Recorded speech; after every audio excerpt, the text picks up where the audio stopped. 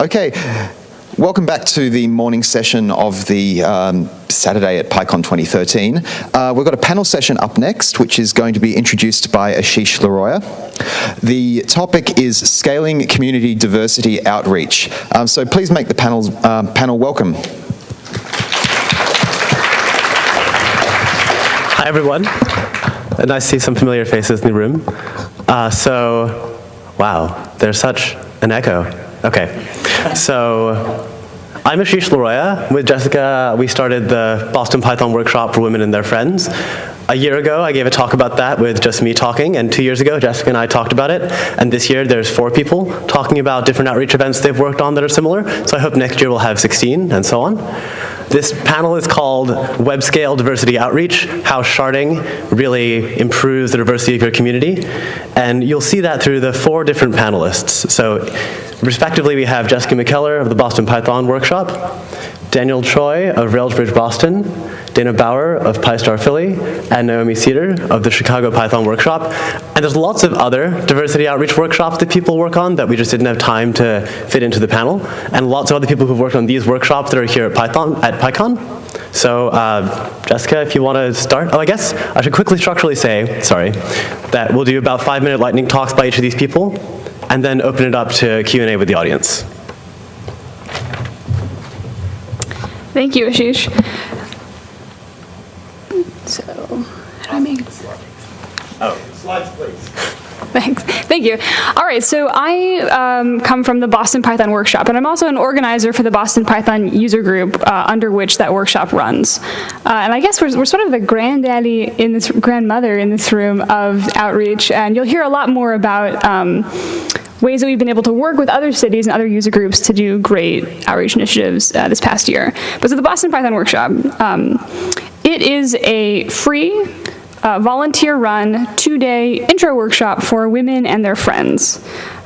It has served as a model for the past 2 years for programming outreach events in various other Python user groups and other language user groups across the United States.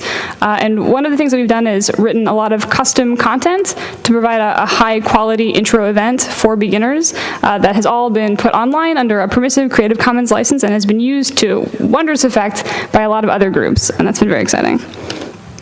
For a little bit of history on the Boston Python Workshop, for the past 2 years, we've been running 7 intro events and follow-up project nights that I'll talk more about in a bit. We've also written the content for and run an intermediate Python workshop. We've had over 350 women come through the pipeline and emerge as alums of this program. We've cultivated a large and wonderful volunteer base, mostly of women from the local programming and open source communities who have really stepped up to teach and to develop content and to become awesome active members of the larger Python community. Sort of fundamental to the Boston Python Workshop model is that we run not just a single-shot intro event, but we are running a pipeline of events as part of the local user group. So it starts with this intro event, focusing on outreach to women. But we make sure that as you go through these workshops, you always have a clear step for what happens next. So you go through this intro event, and we make sure that you have a nice, welcome, encouraging place at an unstructured project night that follows these workshops. So the project night is an opportunity to continue learning and practicing the stuff that you learned at the intro workshop while eating free pizza and meeting the rest of the user group and becoming comfortable as part of the broader community. And at that point, we find that people are pretty well hooked. They're well equipped to attend regular user group events. And from there, it's my job and Ned's job to wrangle them for giving lightning talks and helping at the user group and coming back as helpers at the workshops themselves. And before you know it, you have folks who were taking baby steps with these intro workshops here at PyCon and presenting talks and changing careers into software engineering and a lot of other really great effects that start with this pipeline idea, starting with this intro workshop focusing on women. So we've run 7 of these events. We've had hundreds of people go through the workshop, and we've seen a pretty phenomenal impact. So prior to running these events, so 2 years ago, if you walked into a Boston Python event, it would typically be 0 to 2% women. So effectively no women. And that was the main motivation for running these events. We wanted to most directly change the texture of the local user group. And what has happened over the past 2 years is after running a couple of these workshops, we hit 15% women at a typical user group event, and we've sustained that level for the past 2 years. So through this model of running recurring intro events as part of a pipeline, as part of the user group, we have seen really strong sustained results in the community, and that's really what we're going for, sustained engagement by underrepresented groups.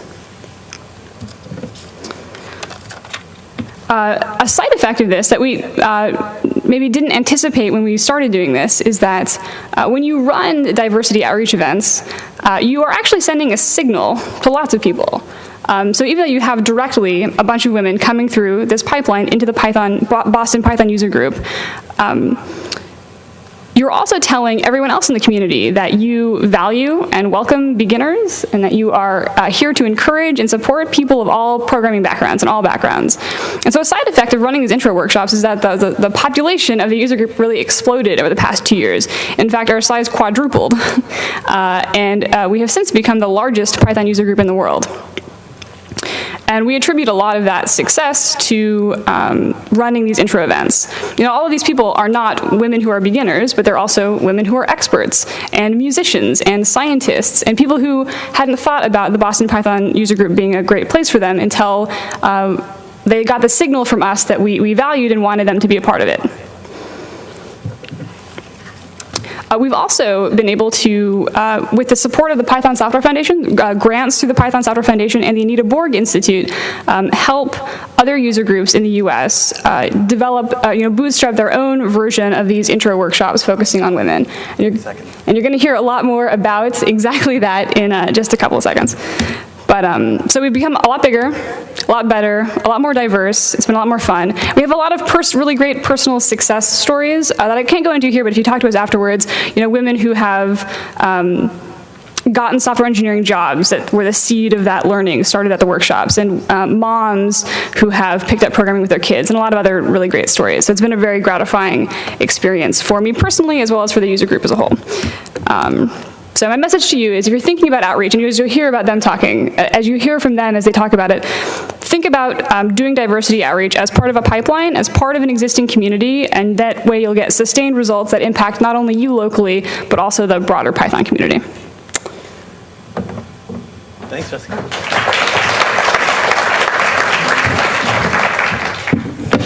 Hi, everyone. My name is Daniel Choi. I am from Boston. I'm actually a Rubyist. Yay.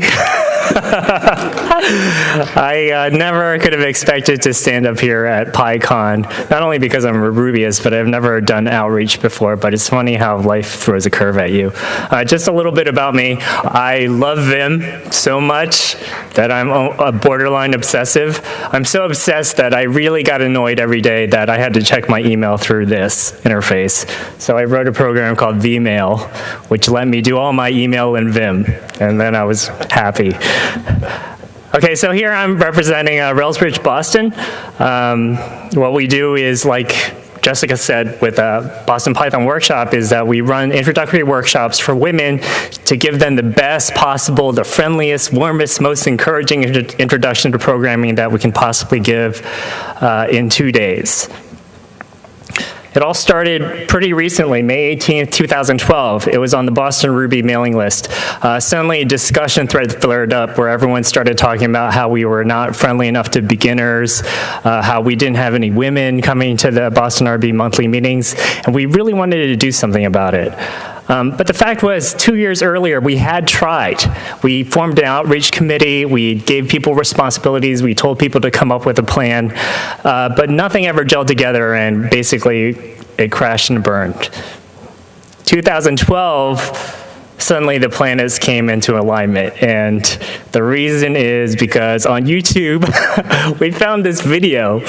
This is actually Ashish and Jessica's video from last year at PyCon, where they talked about their diversity outreach effort at Boston Python and how they became much more friendly to beginners and women and started this whole new tone and dynamic for their community.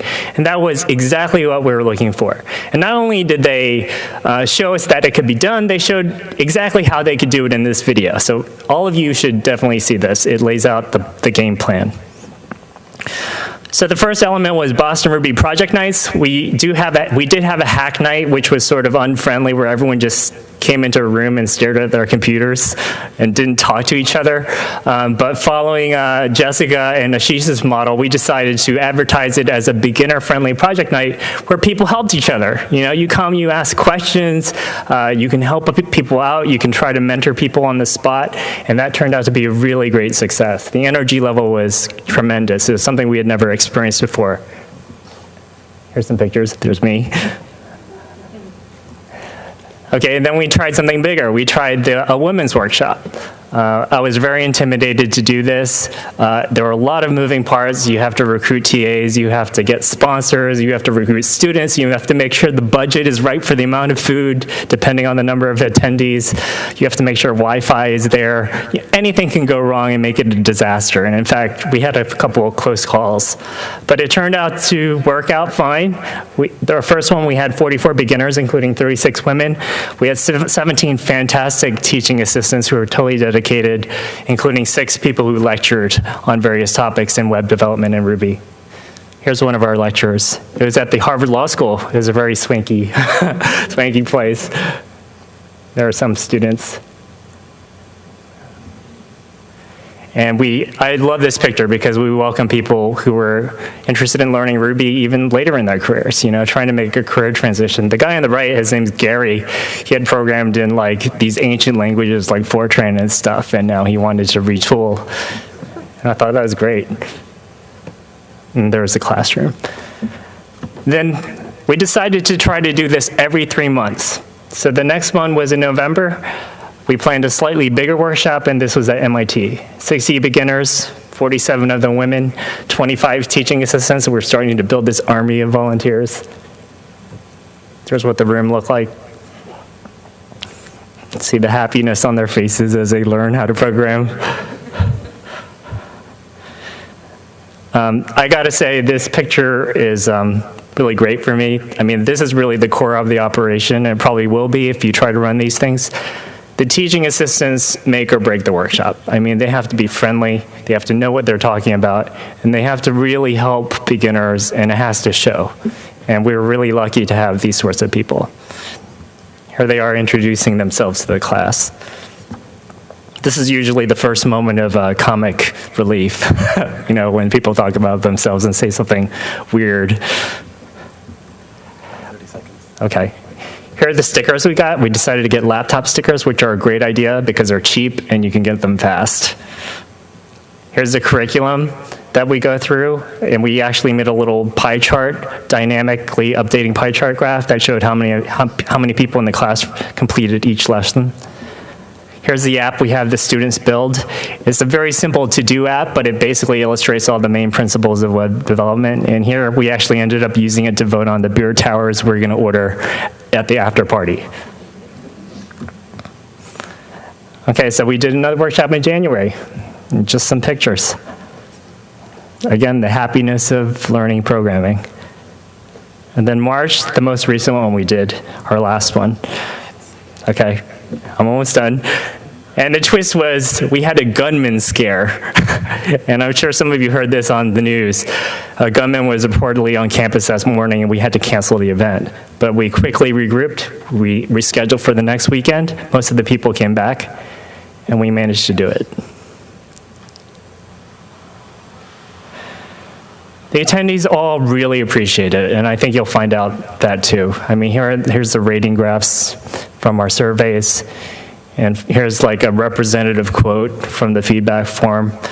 They genuinely appreciate the fact that we took our time out to try to introduce them to something that's very intimidating to a lot of them, and in a way that's friendly and warm. You know, that's really the key.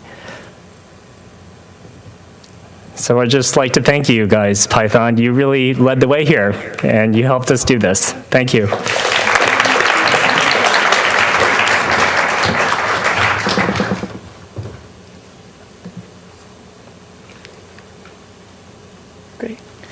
Hi, I'm Dana Bauer. I'm a co-organizer of the Philadelphia Python user group, and I run a series of workshops for women under the name PyStar Philly. Do we have any Philly people out here? Yay! One of our instructors is here. So we're very much a child of the Boston Python workshop. In fact, it's just an entire export of their program. But we also collaborate quite a bit with PyLadies and the Girl Develop It group in Philadelphia. So we've got a network of folks who really support our efforts and help us run these workshops. We got started in 2011 mostly because I was looking for more support. I was a Python scripter using Python scripting to make maps. I'm a geographer, and I wanted to learn more, and I wanted a really friendly group. So I reached out a little bit, and immediately Lucas and Amanda, who are running PyStar workshops in San Francisco and Minneapolis, got me going. And I had personal visits from Ashish and Jessica and some of their friends to get the Boston Python workshop model running in Philadelphia. We've been really lucky to have great sponsors, to attract a great community, and pretty much everything they said about the success in Boston has happened here in Philly, although maybe on a smaller scale. The Philadelphia Python user group membership has gone from about 300 to almost 800 in 18 months, in large part because of our outreach efforts. But probably the best part of this is that we've been able to put together a really fabulous group of instructors and volunteers to keep the workshop going. I've been doing most of the organizing, but no way would I be able to sustain this without the help of these really great women and men who continue to volunteer and come out to these events. It kind of blows my mind that people keep coming and helping and teaching. It's really great. So since 2011, we've run 5 workshops, and these are primarily for women, although we usually get about 10 to 15% men, and all of them tell us that they really like this kind of learning environment. It's really friendly and welcoming and helpful. We run about 10 project nights, and again, we open most of these up to the entire Python user group, although we do have special events that are just for women.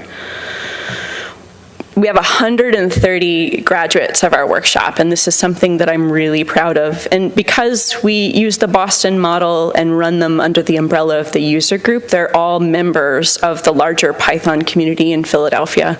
So they get information about our regular monthly speaker series, about special events, discounts on books. You know, they're immediately part of the Python community, and it gives them the chance to do quite a bit of networking. So as I said before, we really were supported by the Boston Python workshop staff, and that's an amazing model for getting this kind of workshop started in your own city. And Jessica and one of her co-organizers, Christine, were really generous to give us a lot of their time and energy. They came to Philadelphia twice or 3 times. They really came and helped us, and not only did they teach portions of the workshop, but they taught our instructors how to do the workshop, and that was really incredible. So it works the same way as the other models you've just heard. We do a day-and-a-half event, and it's mostly project-based. I probably should have found a picture of smiling people, but you know, there is like a lot of fierce concentration throughout the event, and it's not easy for a lot of folks, but most of them find it really rewarding. We also do a ton of collaboration with other groups in Philly. As I mentioned, Girl Develop It. We've been really active with the Code for America Brigade in Philly. And this last event we had was probably the most diverse tech event I've seen anywhere. It actually kind of looked like Philly. About 1/3 of the people there were women, about 1/3 were African American, and there was a lot of great energy in the room. This particular event was kind of a civic hacking 101. So I really got going on this, and one of my goals was to try to get a lot of moms into the Python community, especially folks who had been home with their kids and were looking for a way back into the workforce. So our events are starting to become more child-friendly. This is actually my daughter. She doesn't code in Python yet, but she has her little bits circuits, and she was giving demos at a hackathon. we're also pretty friendly, you know. Babies come to our events, and for me, this is one of the best things possible. Okay. Thank you all.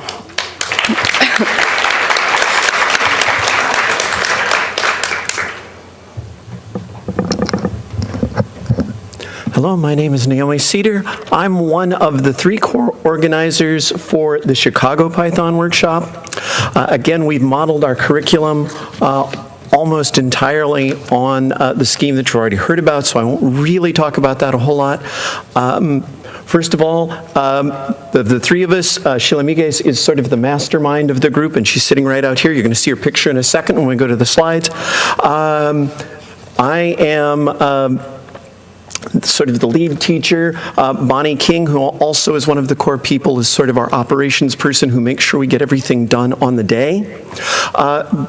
We also have a number of other people who help us out. We have done so far just 2 events, so we're actually the baby sister of this group. We've had about 60 people go through, and of that, I would say about 50 of those were women. It was probably about 10 men. So we're just getting started. I personally I was a teacher for 25 years. I'm the organizer of the PyCon, or the originator of the PyCon poster session. This year I organized the Education Summit, so I've always had interest in doing this sort of thing. Our condition right now is that we have gotten a good start. Basically, we have created a team now that knows how to put on the events. To be honest, our first one was a little bit rough. Everyone bore with us, but we're much better at that now. We have a growing pool of people who are interested. Our meetup mailing list is now up to about 150 people who track our event, and that continues to grow, so we're starting to get some traction there. And all of our students have been very happy with the day and a half that they spent with us. So we're still at the point where we have a lot more possibilities rather than actually getting any huge track record. We also have, because of that, we're still working on some issues of how we want to track our success, how we want to understand what that is. I think that's an area that we really need to understand. We do a survey, and that's wonderfully favorable. We always fill up, so that's a good deal. But we are having, I think, some issues working on trying to get people to continue. We do have office hours, weekly office hours, and we don't get as much attendance for those as we would like. We think that's probably partly because of a location. And to be honest, we've moved our location around as we've done these things. If we could manage to find a stable location or pair of locations that we could use both for office hours and for our teaching, I think that would be a very good thing. That's something that we're still working on. One thing we've found is that plenty of people are willing to give us a venue, but it's either too small, or it doesn't have Wi-Fi, or it doesn't have this, or it's closed on Saturdays. So all of those challenges, I think, are things that you need to deal with, and they all kind of, I would say, are probably specific to your local terrain, your local environment. So that's one thing that we're still working on. We also are looking, I think, to get more user group involvement. I would say we're not yet at the point where we have that pipeline complete. So we really need to work more with a user group in order to get support for project nights and in order to sort of complete that part of the chain. Some other things that we've been thinking about, we're looking for a way to come up with starting points for people after they've done the main project but don't have a specific question they want to ask. Those people aren't likely to come in for an ask your question open office hours, but if we had some things for them to do, they might well show up and benefit from that. So that's one thing that we've been talking about. I think the other thing that we've been interested in, and we have no answers at all, this came up in the Education Summit as well, I think, or was sort of touched on tangentially, is the question of economic diversity.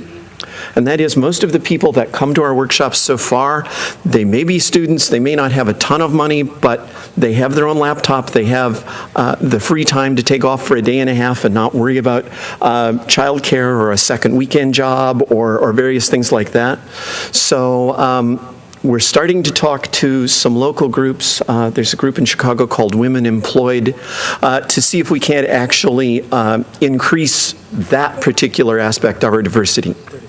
Okay. So that's basically what we've been talking about. Again, we were able to jumpstart our program fairly quickly because we could build on the work that the Chicago Python Workshop or the Boston Python Workshop had done. Ashish is very good at giving you extra resources. You can have a wiki on OpenHatch, many things. So really, that's what helped us get started. Thank you.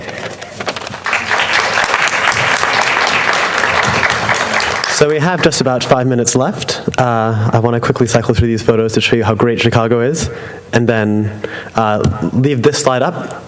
We'll take questions, but we're also doing OpenHatch office hours right after this talk in the expo hall. So if you want to keep talking with these people, we'll all be at the OpenHatch booth. These are all OpenHatch affiliated events, and we're happy to tell you more about that, but we want to hear from you. So if you have a question, come up to the microphone in the aisle, and I'll pass it to the panelists, the microphone here to the panelists. All right, hi, my name is Anthony Skopatz, and I'm with NumFocus Incorporated. And so my basic question is, we're really trying to increase diversity at SciPy 2013, right? And if you just look at the numbers, right, PyCon is between sort of 11 and 15% maybe, and SciPy historically has been much lower than that at sort of the 5 to 7% level. And I'm not really, I don't know, I'm grasping for ideas in terms of the scientific programming community, what you can do, or that pipeline seems a lot longer and more complicated. Sure. So my stock answer to questions like this is that the best way to encourage participation by women or anyone, any particular group in your events, is to reach out to individuals specifically. So if you want to see more women coming to SciPy conferences as speakers, do homework and figure out all of the fantastic women's candidate speakers and encourage them to apply one-on-one. The same goes for reaching out to specific women and specific women outreach groups for attendees. But one-on-one outreach is the best way to encourage involvement. And that's definitely a huge part of why PyCon has done such a great job in the past couple of years of having such a diverse speakership. So at our workshops in Philly, we've had a number of women who are coming from various universities in different scientific and engineering disciplines, physicists, astronomers, geographers, linguistic students. And I think that these are all people who might be interested in SciPy if they knew more about it. So one thing you could do is work with people like us so that we can maybe work with people to develop proposals for SciPy. I think if we were talking to you about it and you had some suggestions, we might be able to get folks in our workshops and project nights really thinking about that. They're probably just not aware of it, but they might very, very well be interested. Okay. Hi, assuming that you have a full-time job and kids, how much of your extracurricular time do you devote to this sort of an effort? I have no wife or kids, and that's one of the reasons I was assigned this task. I actually tried to find a woman in our Ruby group to become the leader, but the 3 that were active were mothers with young kids, so they were happy to let me lead it, and it was a lot of time and work, but it was definitely worth it. It was very rewarding. Well, and so lest he scare you off from wanting to do great diversity outreach in your communities, so the trick to making this easy and sustainable is to be really good about developing a workshop in a box that you can unbox for the next time. So that's part of why all of our material is online. It's all online under permissive license, and I copy and paste a couple of things for each new workshop, but the content is all there, and the prep work is all already sort of set in stone for that. So once you've developed a good curriculum and a good model, expend the extra little bit of effort to package it up a little bit, and then it's easy to unroll for the next time. One quick thought about that too is that, as I understand it, Daniel stepped down as the lead Rails Bridge Boston organizer for the workshop events, and that's been handed off to somebody else. And similarly, I don't even live in Boston anymore. So you can find someone else to prototype it, to do more work, and then have you pick it up. So I think we've got time for just the three of you who are already up here, sorry. So next question. Yeah, so I'm kind of trying to build a new community around documentation, and we're having our first conference, and we have like a code of conduct, and we're doing kind of all the cargo culting of how to make it accepting and open and whatnot. But do you have any kind of, so if it's kind of a two-part question of like specific advice for making it welcoming, like when people get there and just kind of like in person at the event, and then also how you kind of keep the momentum going when you're not geologically like local, because we have a bunch of people coming to these conferences and they're going to be from lots of different places, and if they're kind of get together as a group and maybe online or anything that would be kind of in that realm, a little bit easier to kind of keep people involved in a community.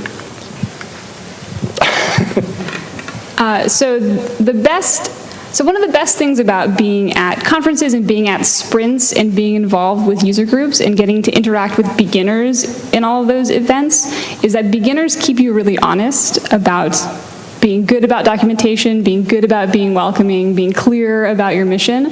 So what I would do is I would round up a bunch of beginners and ask them how they perceive your event and just get their feedback, because they will do a phenomenal job of telling you what is intimidating, what context they don't actually have that you're assuming they have, and all that good stuff. We learned so much from the first.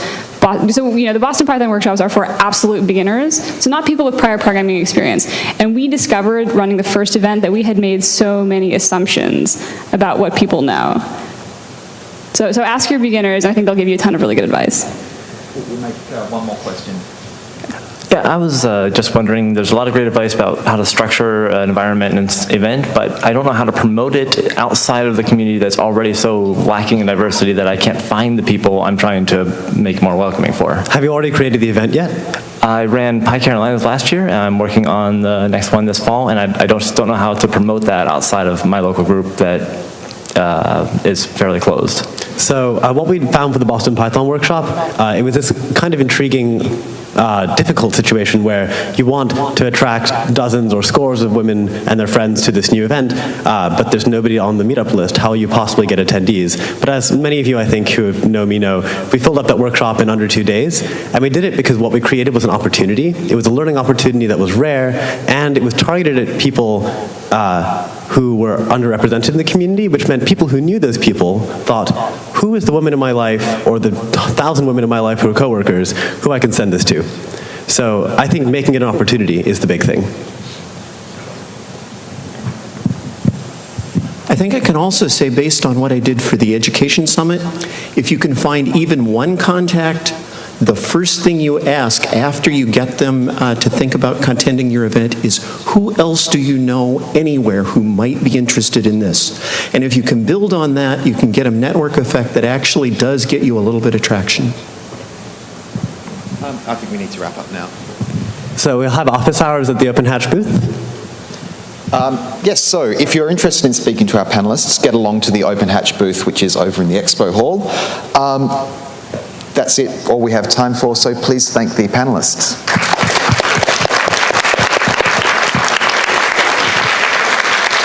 Okay, I think we get started in about 5 minutes' time with Selena. So.